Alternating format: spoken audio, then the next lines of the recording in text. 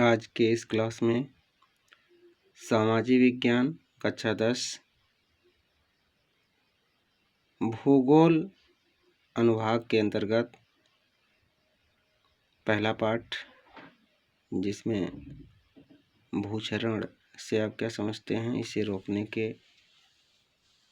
लिए कोई 4 कारक, यहाँ क्वेश्चन इस पर बदलकर भी पूछा जा सकता है। आप प्रश्नों को देख सकते हैं जो पिछले बार पूछे गए हैं प्रश्न, उसमें जो भी प्रश्न आपके सामने दिख रहे हैं ये पिछले पेपर में पूछे गए हैं।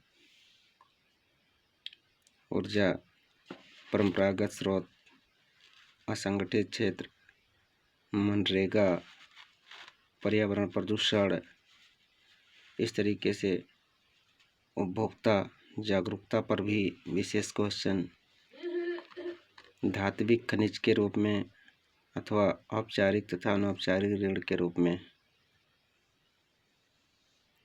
मृदा अपरदन रोकने के उपाय का वर्णन कीजिए, अथवा यहाँ भूक्षरण से आप क्या समझते हैं। इस प्रकार के क्वेश्चन बनते हैं। इसे रोकने के उपाय। मृदा अपरदन, मृदा के ऊपरी भाग या ऊपरी परत जो उपजाऊ परत है, यह परत एक स्थान से दूसरे स्थान पर बह जाना या हटना मृदा अपरदन कहलाती है। इसके कारक हवा, जल, हिम, मानव के द्वारा विस्थापन इत्यादि कारण हैं या अतिपसचारण मृदा अपरदन के मुख्य कारण हैं। मृदा अपरदन का अर्थ, इसके बाद मृदा अपरदन रोकने के लिए सुझाव। वन लगाना, वृक्षों की जड़ें मिट्टी के कणों को आपस में जकड़े रहती हैं, जिससे मिट्टी कटाव रुक जाता है। दूसरा, घास लगाना, सीढ़ीनुमा खेती करना और समोच्च जुताई इत्यादि।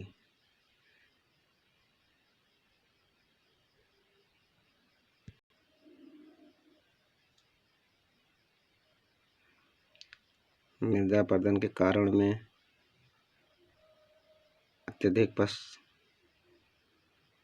भी है, वनों का कटाव भी है और अनुपयुक्त खेती ये भी लिख सकते हैं।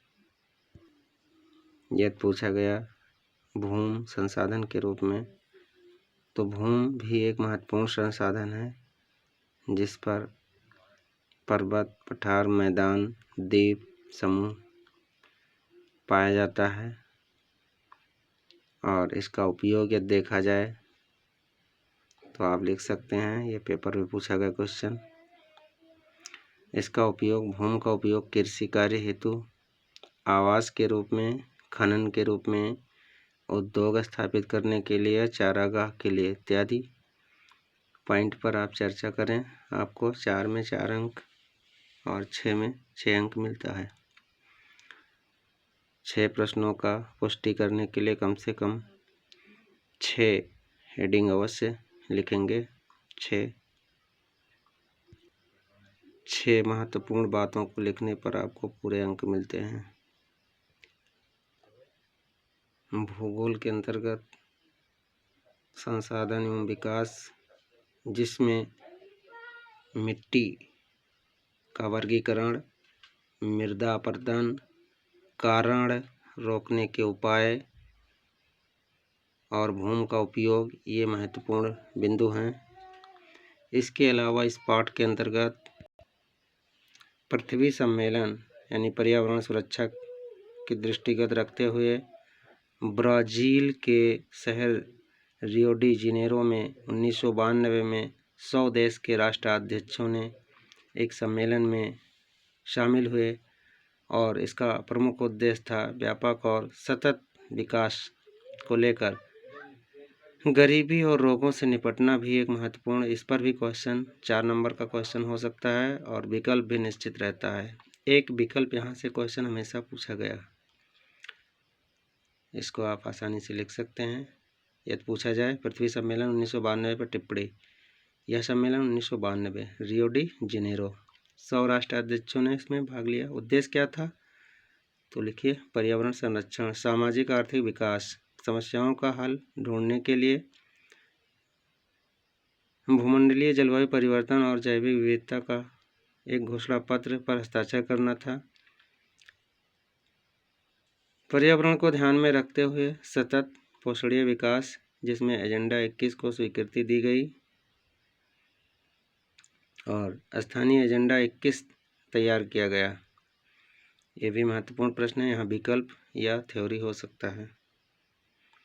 इसके अलावा आप देख सकते हैं काली मिट्टी की क्या विशेषता है। यह पहला पाठ है, इसमें यहाँ से क्वेश्चन आप अपनी कॉपी पर इस पाठ के अंतर्गत मृदा अपरदन क्या है, इसे रोकने के उपाय, ये क्वेश्चन 4 या 6 नंबर में बनेगा सीधा। अथवा दूसरा प्रश्न इसी पाठ से मिट्टी का वर्गीकरण क्वेश्चन हो सकता है या मिट्टी की विशेषता भी पूछा जा सकता है। इस पाठ के अंतर्गत नवीकरणीय और अनवीकरणीय संसाधन, अनवीकरणीय जिनका उपयोग एक बार हो, दोबारा उपयोग ना हो। नवीकरणीय उपयोग, नवीकरणीय साधन वह साधन जिनका उपयोग हम बार बार करते हैं, जैसे भूम जल नवीकरणीय संसाधन है, इनका उपयोग हम बार बार करते आते हैं। जल, इसको हम चक्रीय संसाधन भी कह सकते हैं। यदि हम निम्नीकरण की बात करें, भूम निम्नीकरण, तो भूम निम्नीकरण का मतलब भूम की जो उर्वरा शक्ति है वह नष्ट हो रही है, इसे हम भू निम्नीकरण कहते हैं। एक और महत्वपूर्ण क्वेश्चन है जैव और अजैव संसाधन क्या होते हैं। ऐसे संसाधन जिनका प्राप्ति जैवमंडल से होता है, जिनमें जीवन व्याप्त है, जैव संसाधन कहलाता है। पशुधन, मत्स्य जीवन, प्राणी जगत, वनस्पति इत्यादि। दूसरा यदि बात करें अजैव संसाधन, ऐसे संसाधन जो निर्जीव वस्तुओं से निर्मित होते हैं, अजैव संसाधन कहलाते हैं, जैसे चट्टान, जमीन, कुर्सी, मेज, घर इत्यादि। ये उदाहरण आप देकर लिख सकते हैं। हमें खनिज की संरक्षण की आवश्यकता क्यों पड़ती है, क्योंकि खनिजों को बनने में काफ़ी समय लगता है। ये 6 ही संसाधन होते हैं जिनका उपयोग हम एक बार करने के बाद किसी भी तरह के विकास में महत्वपूर्ण भूमिका निभाते हैं। संसाधनों का उपयोग विवेकपूर्ण अति उपयोग के कारण कई सामाजिक, आर्थिक, पर्यावरणीय समस्याएं उत्पन्न हो सकती हैं। इन समस्याओं से संरक्षण के लिए विभिन्न स्तर पर संसाधनों का संरक्षण आवश्यक है। इस तरह से इन बातों को आप कॉपी पर नोट करके कुछ महत्वपूर्ण बिंदुओं पर तैयारी करें। खनिजों का संरक्षण संबंध, यहाँ आप देख सकते हैं भारतीय मिट्टियों का वर्गीकरण। ये वर्गीकरण वेरी इंपॉर्टेंट क्वेश्चन रहता है। भारत की जो जलवायु है वो चावच है, भू आकृति है, वनस्पति है। इसी के कारण भारत में अनेक प्रकार की मृदा का विकास हुआ। पहला आप देख रहे हैं जलोढ़ मृदा, इसी तरीके से आप हेडिंग डालेंगे लगभग भारत का समस्त उत्तरी मैदान जलोढ़ मृदा से बना है। यह मृदा हिमालय की 3 नदी तंत्र से बना हुआ है। इसमें खेती आप दिखा सकते हैं, जो खेती आप दिख रहा है चावल, गेहूँ मृदा। ये मिट्टी उपजाऊ भी होती है, जिसमें पोटास, फास्फोरस, चूना इत्यादि पाए जाते हैं। संक्षिप्त में आप इसको लिख सकते हैं। दूसरा हेडिंग काली मृदा डालेंगे। काली रंग वाली ये मृदा रेगुर मृदा भी कहते हैं। ये विकल्प बनता है यहाँ क्वेश्चन। यहाँ क्वेश्चन बनता है काली मिट्टी किस राज्य में पाई जाती है, तो महाराष्ट्र में सबसे ज़्यादा। काली मिट्टी का अन्य दूसरा नाम रेगुर मृदा होगा। कौन सी फसल प्रमुख है, तो यहाँ लिखा जाएगा कपास। इस प्रकार से आप मरुस्थलीय मृदा, इस मृदा का रंग लाल भूरा होता है। ये मृदाएं आमतौर पर रेतीली लवणीय होती हैं।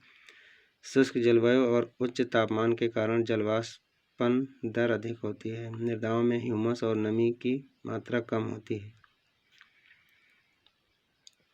पश्चिमी राजस्थान में हो रहा है। वन मृदा,